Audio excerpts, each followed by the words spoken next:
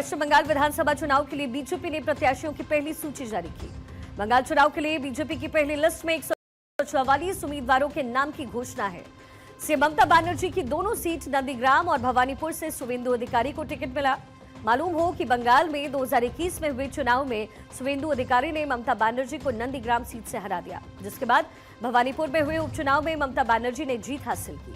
अब इस बार बीजेपी ने नंदीग्राम और भवानीपुर दोनों ही सीट से शुवेंदु अधिकारी को उतारा। हालांकि अभी टीएमसी की ओर से लिस्ट जारी नहीं हुई है। देखना होगा कि ममता बनर्जी इस बार किस सीट से चुनाव लड़ती हैं। पहली लिस्ट में बीजेपी ने 11 महिला उम्मीदवारों को टिकट दिया है। इनमें अग्निमित्रा पॉल, ओसग्राम से कलिता मांझी, मान बाजार से मैना मुर्मू, रघुनाथपुर से मामोनी बावरी, साल्टोरा से चंदना बावरी, कुलतरी से माधवी महलदार, डाबग्राम फुलवाड़ी से शिखा चैटर्जी भी शामिल हैं। कूच बिहार नॉर्थ से सुकुमार रॉय, सीतलकुची से सावित्री वर्मन, कुमारग्राम से मनोज कुमार उरांव और कालो चीनी से विशाल लामा को टिकट दिया गया। चुनाव आयोग के मुताबिक पश्चिम बंगाल में 6 करोड़ 44 लाख मतदाता हैं, जिनमें पुरुष मतदाताओं की संख्या है 3 करोड़ 28 लाख, महिला मतदाता 3 करोड़ 16 लाख और थर्ड जेंडर है 1152। अगर फर्स्ट टाइम वोटर की बात करें यानी 18 से 19 साल वाले वोटर, तो उनकी संख्या है 5,23,000। 20 से 29 वर्ष के वोटरों की संख्या है 1 करोड़ 31 लाख और 85 साल से अधिक उम्र वाले मतदाताओं की संख्या है 3,89,000। दिव्यांग वोटर की संख्या है 4,16,000। ईवीएम को लेकर के जागरूकता अभियान भी इस समय वेस्ट बंगाल में चलाया जा रहा है। दरअसल साल 2021 में पश्चिम बंगाल विधानसभा चुनाव 8 चरणों में संपन्न हुआ। ये चुनाव काफी लंबा चला क्योंकि राज्य में 294 सीटें हैं और सुरक्षा, लॉ एंड ऑर्डर और बड़े मतदाता आधार को ध्यान में रखते हुए चुनाव आयोग ने इसे 8 फेज में करवाया। पिछले चुनाव में भी पश्चिम बंगाल विधानसभा चुनाव में ममता बनर्जी के नेतृत्व वाली तृणमूल कांग्रेस ने शानदार जीत को दर्ज किया। बंगाल की कुल 294 सीटों में से 215 पर टीएमसी का कब्जा है। पार्टी को लगभग 48% वोट मिले। वहीं बीजेपी प्रमुख विपक्षी दल बनकर के उभरी और उसे 77 सीटें मिली। दशकों से बंगाल की राजनीति पर दबदबा बनाए रखने वाले वाम मोर्चा और कांग्रेस को ऐतिहासिक झटका लगा और वो एक भी सीट जीतने में असफल रहे। गठबंधन के तहत चुनाव लड़ रही आईएसएफ को 1 सीट मिली थी। तो ये पूरा गणित इस समय पश्चिम बंगाल को लेकर के चुनाव आयोग की तरफ से तारीखों का हो गया है ऐलान। आने वाले वक्त में बंगाल में क्या बदलता है, देखना दिलचस्प रहेगा।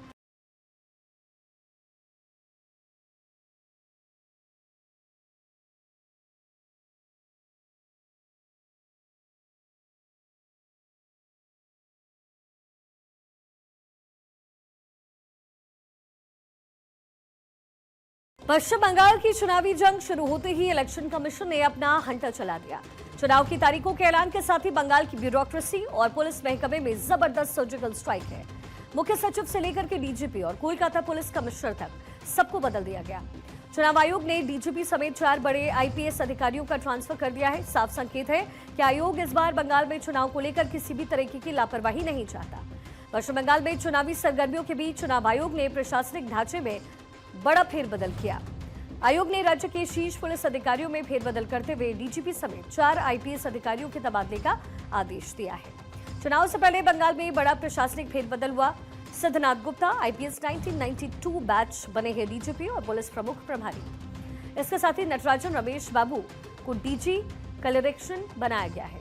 Ajay Mukund Rana DG law and order बने हैं। अजय कुमार नंद होंगे कोलकाता के नए पुलिस कमिश्नर। चुनाव आयोग का आदेश तुरंत प्रभाव से ट्रांसफर लागू हो। चुनाव आयोग ने क्लियरली कहा है कि जिन अधिकारियों का ट्रांसफर किया गया है उन्हें चुनाव प्रक्रिया से जुड़े किसी भी काम में तब तक नहीं लगाया जाएगा जब तक चुनाव प्रक्रिया पूरी नहीं हो जाती। मुख्य चुनाव आयुक्त ज्ञानेश कुमार पहले ही आश्वासन दे चुके हैं कि पश्चिम बंगाल में चुनाव हिंसा मुक्त और शांतिपूर्ण करवाया जाए। इसी मकसद से आयोग ने राज्य के वरिष्ठ पुलिस अधिकारियों में ये बदलाव किया है। किन आईएएस अधिकारियों को हटाया गया है उनके नाम भी एक एक करके आपको बता देते हैं। मुख्य सचिव नंदिनी चक्रवर्ती को पद से हटाया गया। 1993 बैच के आईएएस दुष्यंत नारियाला बने हैं नए मुख्य सचिव। गृह सचिव जगदीश प्रसाद मीणा को भी हटाया गया। 1997 बैच के आईएएस संघमित्रा घोष होंगी नई गृह सचिव। इसके साथ ही चुनाव आयोग ने आदेश भी दिया है कि जिन अधिकारियों का ट्रांसफर किया गया उन्हें चुनावी प्रक्रिया से दूर रखा जाएगा।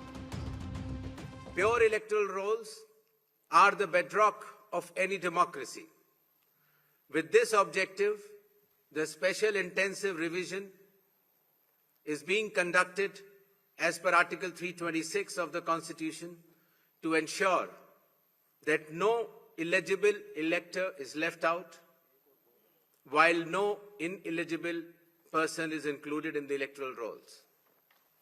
I congratulate all the booth level officers, assistant electoral registration officers, electoral registration officers, district election officers, and all election officials who were involved in this work for ensuring its smooth conduct and completion. देखिए, हालांकि चुनाव आयोग के इस फैसले पर राजनीतिक प्रतिक्रिया सामने आ गई है। तृणमूल कांग्रेस की सांसद सागरिका घोष ने आरोप लगाया है कि चुनाव आयोग ने आधी रात को अधिकारियों का तबादला कर लोकतांत्रिक व्यवस्था का अपमान किया। उन्होंने कहा कि बंगाल में ममता बनर्जी के नेतृत्व में चुनी हुई सरकार है और आयोग अपने अधिकारियों का गलत इस्तेमाल कर रहा है। इस मुद्दे को संसद में भी उठाया गया और विरोध जताते हुए ऑल इंडिया तृणमूल कांग्रेस ने संसद से वॉकआउट किया है। जिस तरह से रात के 4 बजे होम सेक्रेटरी को हटाया गया, चीफ सेक्रेटरी को हटाया गया, डीजीपी पुलिस को हटाया गया, चीफ ऑफ पुलिस को हटाया गया, जिस तरह से इलेक्शन कमीशन अपने पावर का गलत इस्तेमाल करके बंगाल को डैमेज करने की कोशिश कर रही है, ये षड्यंत्र है।